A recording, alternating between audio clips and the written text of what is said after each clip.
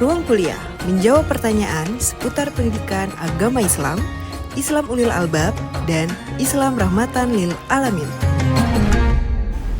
Assalamualaikum warahmatullahi wabarakatuh. Alhamdulillahirabbil alamin. Assalatu wassalamu ala asrofil anbiya'i wal mursalin Sayyidina wa maulana Muhammadin wa ala alihi wa sahbihi wa barik wa sallim ajma'in. Asyhadu an la ilaha illallah wa asyhadu anna Muhammadan abduhu wa rasuluh. Allahumma sholli ala Sayyidina Muhammad wa ala ali Sayyidina Muhammad. Rabbi shrah li sadri wa yassir li amri wahlul 'uqdatam min lisani yafqahu qawli, amma ba'du. Sahabat Unisia yang saya hormati dan banggakan, tak lupa kita harus selalu memanjatkan puji syukur kehadirat Allah Subhanahu wa taala atas segala nikmat, karunia dan inayahnya kepada kita, terutama nikmat iman dan Islam dan juga kesehatan serta kebaikan-kebaikan lain yang kita dapati sampai detik ini. Salawat dan salam semoga selalu tercurahkan kepada junjungan kita Rasulullah Muhammad SAW, dan semoga kita semua mendapatkan syafaat beliau fid din wad dunya hatal akhirah. Allahumma amin. Sahabat Unisia yang saya hormati dan banggakan, kita akan berbicara dalam kesempatan kali ini memperbincangkan tentang tantangan menuntut ilmu di era digital. Ya. Kenapa kita perlu membahas materi ini? Karena kita tahu masa kini, ya, saat ini zaman itu serba digital, ya. Akselerasi digital terjadi di hampir semua lini kehidupan kita. Di berbagai sektor, dimensi kehidupan kita itu dihiasi penuh dengan digitalisasi atau akselerasi digital. Keterbukaan informasi luar biasa, kemudian materi itu bisa kita dapatkan dimanapun, kapanpun, ya, secara digital tentunya, dengan cara dan juga dengan kemudahan yang disediakan. Tapi di sana include, ya, inherent, melekat kebijaksanaan atau tanggung jawab kita untuk menggunakan segala kemudahan itu dengan cara yang baik, dengan cara yang tidak salah, ya, dengan cara yang tidak buruk. Dalam arti kita betul-betul cerdas, ya, menggunakan aspek digital untuk menuntut ilmu. Jangan sampai kita kemudian menuntut ilmu dalam kemajuan era digital ini dengan cara yang salah, dengan cara yang tidak baik, atau dengan cara yang buruk. Nah, oleh karena itu jelaslah bahwa menuntut ilmu di era digital ini selain dihiasi, ya, dimudahkan dengan beragam kemudahan, tapi juga melekat di dalamnya, inherent, itu melekat tantangan. Bagaimana kita betul-betul bisa menggunakannya dengan baik, kemajuan-kemajuan ini dalam menuntut ilmu pengetahuan. Nah, era digital itu peluangkah ataukah musibah? Kita tahu kita hidup di era yang penuh dengan kemudahan. Dengan satu klik, ya, Anda bisa mengakses berbagai akses informasi, berbagai jurnal, ribuan buku, ceramah, dan ilmu dari seluruh penjuru dunia. Tapi di balik kemudahan itu, sekali lagi, tersimpan tantangan besar. Ya, di tengah banjir informasi tersebut, informasi yang berlimpah itu tidak selalu benar, tidak selalu baik, dan tidak selalu memiliki manfaat.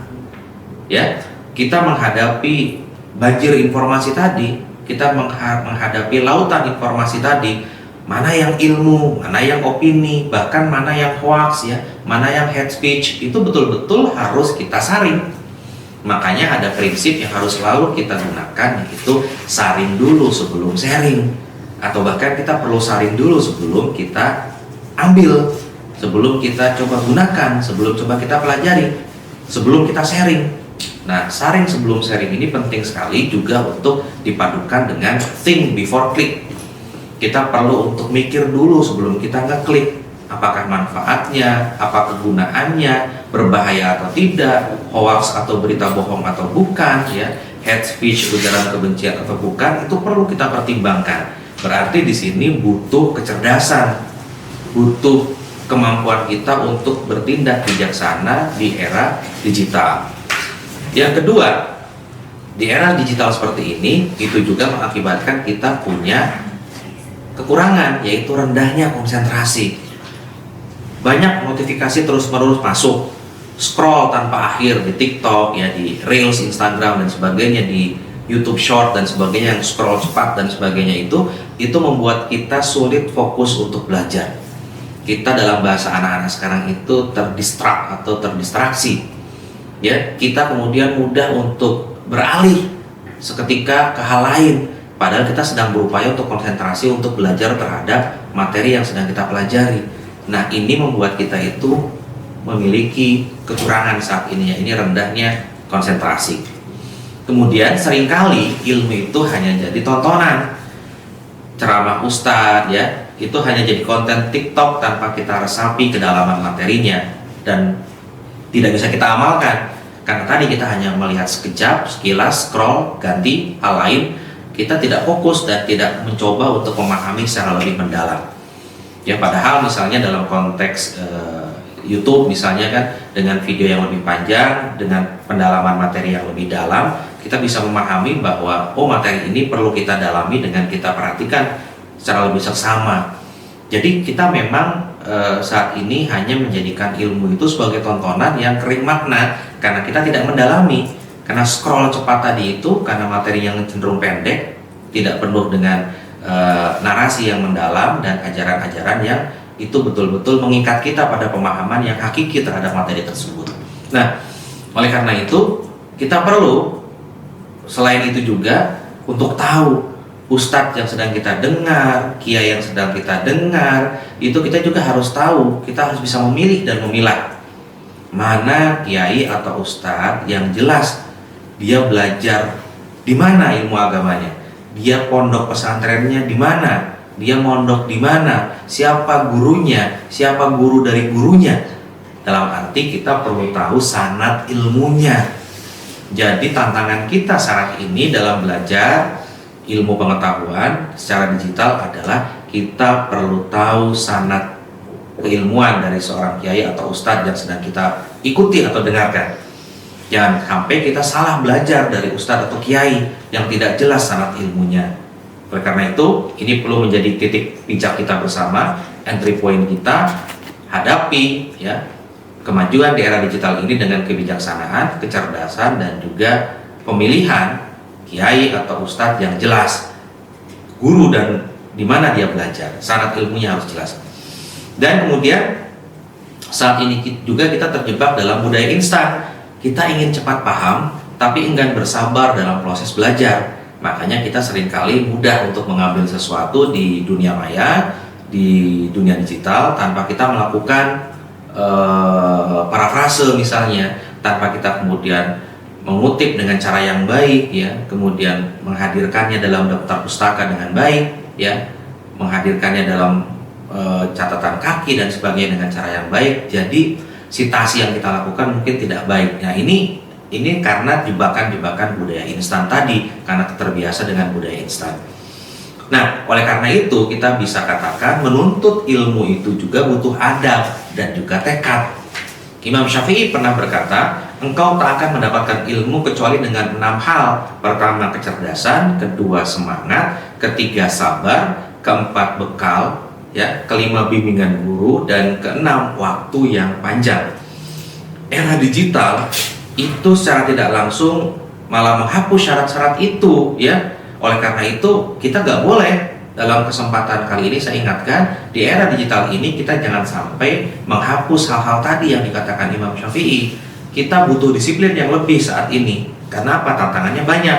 Belajar bukan sekedar nonton, tapi juga mencatat, merenungkan, dan juga mendalami serta kemudian mengamalkannya. Ya, sebelumnya kita boleh berdiskusi dengan teman kita, dengan sahabat kita, dengan keluarga kita.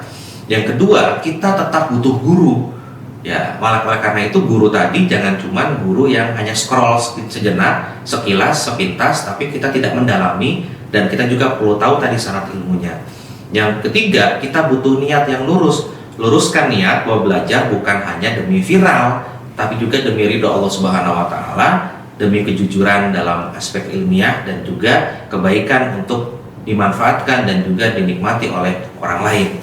Oleh karena itu, tips ya dalam menghadapi tantangan menuntut ilmu di era digital yang dapat saya berikan adalah yang pertama, tentukan tujuan belajar. Jangan belajar karena ikut tren, tetapi tetap luruskan niat untuk belajar, ya. Kemudian yang kedua, pilih sumber yang terpercaya. Tadi syarat ilmunya harus jelas. ikuti ustadz atau kiai ahli ilmu yang jelas sanad dan kredibilitasnya. Kemudian yang ketiga, gunakan metode yang aktif, bukan hanya menonton tapi tetap mencatat, ya, memikirkan, merenungi, ya, merefleksikan, mendiskusikan, dan kemudian mengamalkannya. Kemudian kelola waktu digital kita, batasi media sosial yang tak perlu, atur waktu khusus untuk belajar dengan baik, dan bergabung dengan komunitas ilmu yang positif. Belajar berjamaah itu bisa menjaga tetap semangat, tapi ingat, jamaah yang positif yang tidak menjerumuskan kita pada hal yang tidak baik. Saya rasa itu bisa saya sampaikan untuk materi ini, semoga bermanfaat, dan mohon maaf bila ada kekurangan dan kehilapan. Assalamualaikum warahmatullahi wabarakatuh. Ruang Kuliah menjawab pertanyaan seputar pendidikan agama Islam, Islam Ulil Albab, dan Islam Rahmatan Lil Alamin. Ruang Kuliah, persembahan dari Radio Dakwah Unisia, suara kebaikan, inspirasi kehidupan.